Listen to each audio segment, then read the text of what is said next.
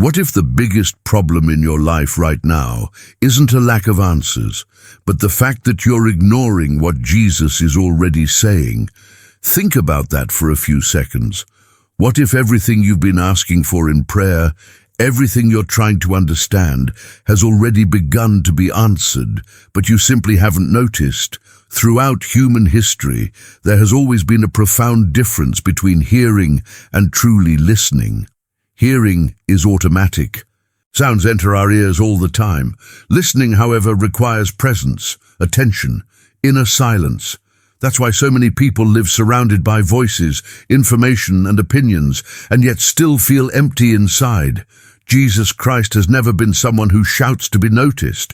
He doesn't compete with the noise of the world. He doesn't force anyone's attention. From the beginning, the way Jesus speaks has always been subtle, simple, and dependent on sensitivity. He speaks through parables, unexpected encounters, and seemingly ordinary moments. And maybe that's exactly why so many people, deep down, believe that he is silent. But is he really? We live in a fast-paced world. The mind never rests. The phone vibrates, the schedule tightens, thoughts collide. There is always something to fix, something to chase, something to prove. And in that rhythm, true listening becomes rare. Not just listening to God, but even listening to ourselves. How many times have you ended the day feeling like you did a lot, but weren't truly present in any of it? Jesus speaks. But he speaks softly enough that only those who slow down can hear. He speaks clearly, but only to those who are willing to pay attention. Maybe what you call confusion is actually excess noise. Maybe what you call a lack of direction is a lack of listening. There's a comforting idea that if Jesus wants to speak to us, he will do it in some dramatic way. A powerful event, an undeniable sign. But what if that expectation is exactly what's blinding us to how he truly communicates? What if Jesus has already spoken to you today through a persistent thought, through a discomfort that wouldn't go away, through a simple sentence someone said without realizing the weight it carried? The truth is, when Jesus speaks, something inside us moves. It's not always immediate peace. Sometimes it's discomfort, a quiet calling, a sense that something needs to change, even if we don't know exactly what. And maybe that discomfort you feel right now, that subtle restlessness, isn't a coincidence. Whenever Jesus speaks, something inside us shifts, and today you're going to understand why you may be feeling that unrest right now.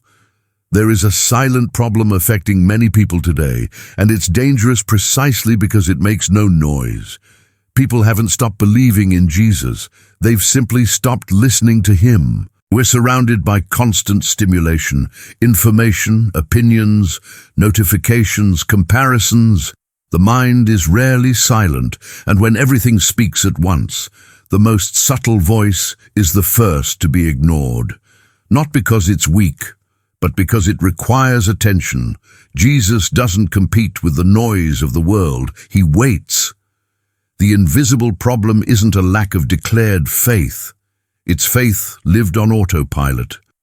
A mechanical, repetitive spirituality without real presence. People who pray but don't listen. People who read but don't perceive. People who ask for direction but keep running without waiting for an answer. There's a profound difference between practicing religion and living with spiritual awareness. Religion without presence creates habits. Awareness creates transformation. And Jesus always spoke to those who were fully present, not merely performing rituals. Many people, without realizing it, believe that God only speaks in extraordinary moments. A major crisis, a radical turning point, a cinematic sign, and so they spend their lives waiting for something big while ignoring what is simple. Jesus speaks in everyday life, in the silence between one thought and another, in the pause you avoid taking, in what you feel but keep trying to rationalize.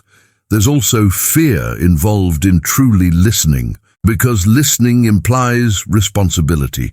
If you hear something must change, And change requires leaving what's familiar, even when it no longer brings peace. How many times have you felt inner clarity and chosen to ignore it because acting on it would be inconvenient? Pride also blocks listening, not the obvious, arrogant kind, but the subtle kind. The belief that we already know enough, that nothing needs adjusting right now, that later will be a better time. Jesus speaks, but a heart too busy with certainty doesn't notice. And then there's distraction, perhaps the greatest one of all. Distraction doesn't look like sin. It looks like normal life, but it numbs. It fills every empty space where awareness could emerge. When the mind is always full, there's no room for discernment. Jesus rarely competes with hurry. He speaks when you stop. Another common mistake is waiting for a specific sign while ignoring constant ones. People say, if God wants it, he'll show me. But when something repeats, when a theme persists, when a feeling returns, they call it coincidence. There's a huge difference between waiting for a sign and ignoring signs. Waiting for a sign is opening the heart. Ignoring signs is closing your eyes. Jesus doesn't communicate randomly, he is consistent, but consistency requires sustained attention. And those who live only reacting to the day don't notice patterns, only isolated events. There's also the fear of being wrong. What if it's just in my head? That doubt paralyzes many people. Yet interestingly, it doesn't appear when we follow impulses of ego, fear, or anxiety. It shows up only when something calls us toward more truth, more alignment, more courage. Jesus never forces. He invites, and invitations can be refused, not with words, but with distraction, with postponement, with rational justifications that sound mature but hide resistance. The problem isn't that Jesus stopped speaking. The problem is that listening requires something rare today. Presence. Presence to feel. Presence to reflect. Presence to admit that the path may need adjustment. When that presence is missing, life goes into autopilot. Decisions repeat themselves. The same mistakes return with different names. Faith grows cold, not out of rebellion, but out of a lack of intimacy. At its core, it's not that people don't hear Jesus, it's that they've learned to ignore the silence where he speaks. And that leads us to an essential truth. The problem was never the absence of the voice, it was always the absence of attention. There's a question that crosses generations, cultures, and deeply personal moments. If Jesus is alive and present, how does he speak today? Many people imagine his voice as distant, rare, reserved for special people or extreme moments, but that idea doesn't match how he has always communicated. Jesus was never sporadic. He was constant. The issue is that constancy requires perception. Jesus speaks in consistent ways, not random ones. He doesn't scatter messages hoping someone might catch one by chance. There is coherence, repetition, intention. When something comes from him, it tends to return until it's understood, not as pressure, but as a persistent invitation. One of the clearest ways is when a word, a phrase, or a teaching suddenly stands out at a specific moment. You've experienced this. A familiar passage you've heard countless times suddenly feels like it's speaking directly to your current situation. It's not new, but now it makes sense. Now it touches you. That's not coincidence. That's timing. Jesus speaks at the right time, not before, not after. Conscience is one of the most ignored instruments of spiritual life. Many treat it as purely psychological, but it's also spiritual. It's the inner space where you sense what's out of alignment, even when everything looks right on the outside. Jesus uses that space. He gently nudges. He illuminates areas we'd rather keep in the shadows. Not all discomfort comes from fear.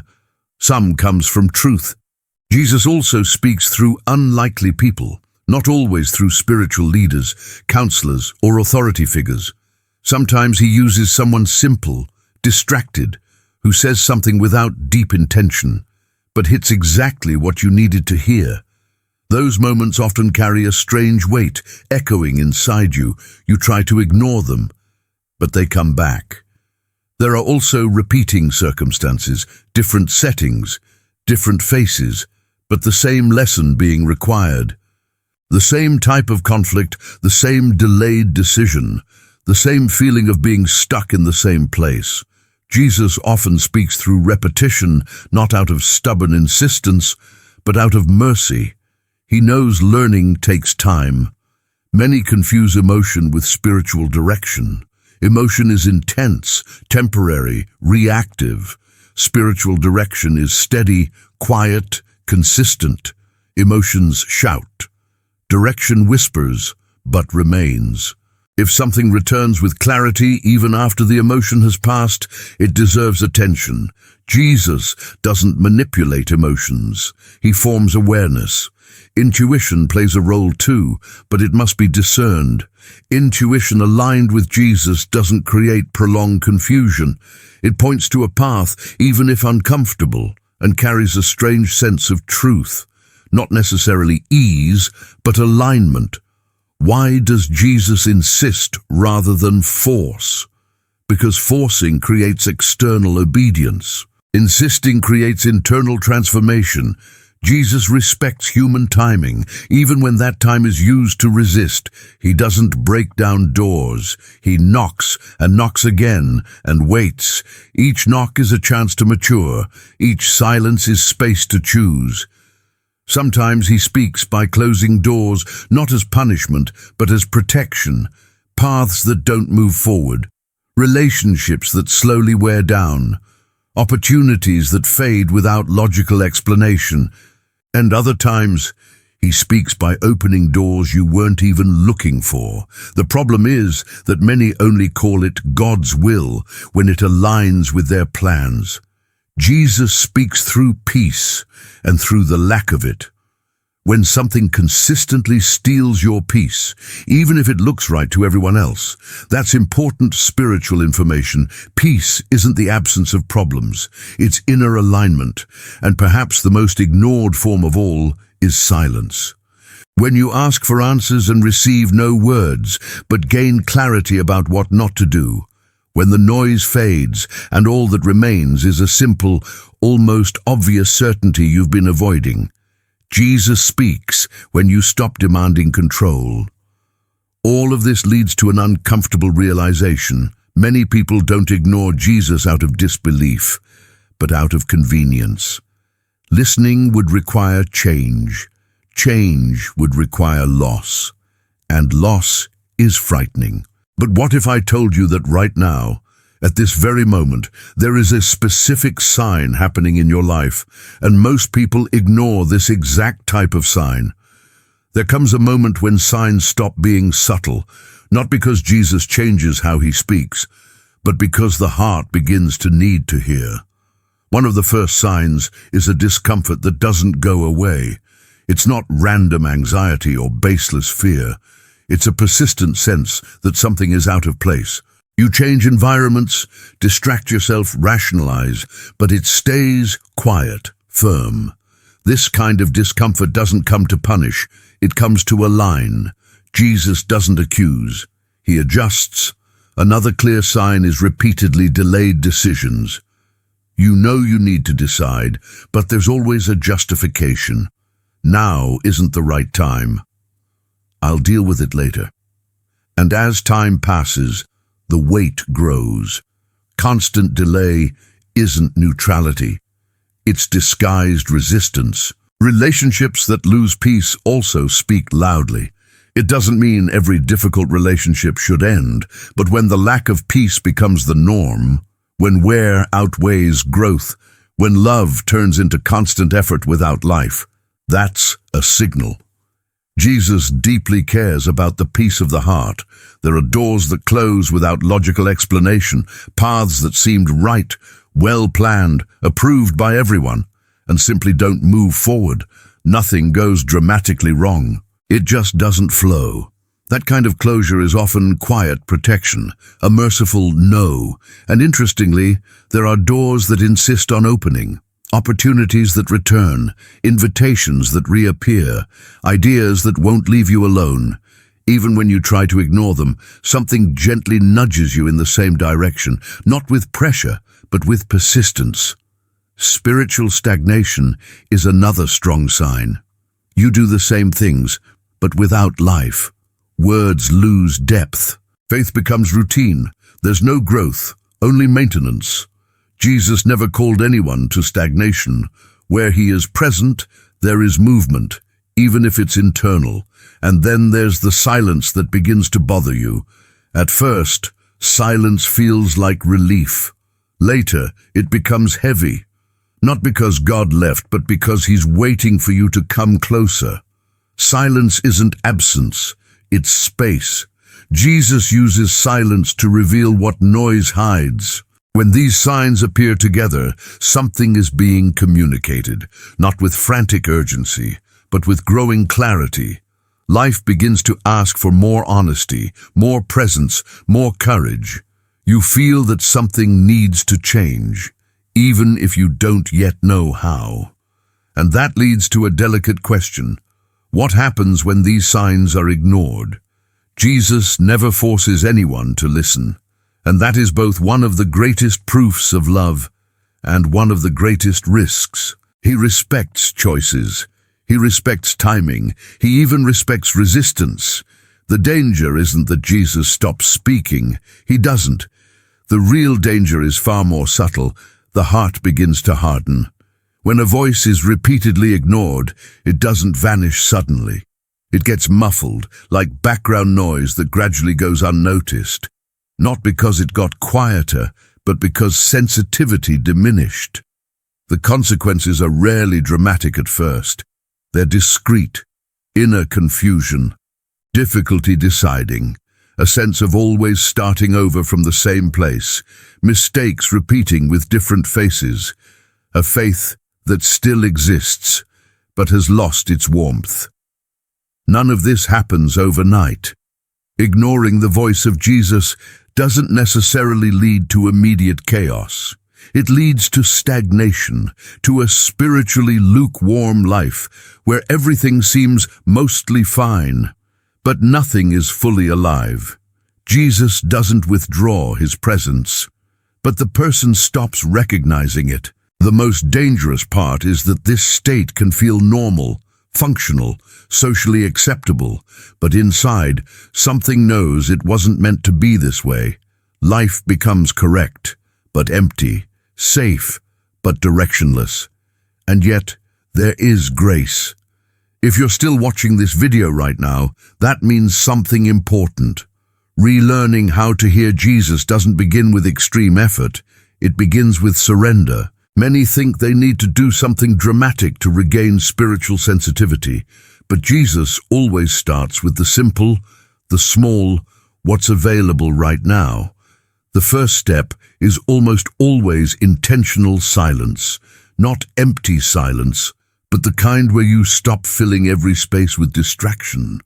Silence is where truth finds room to surface.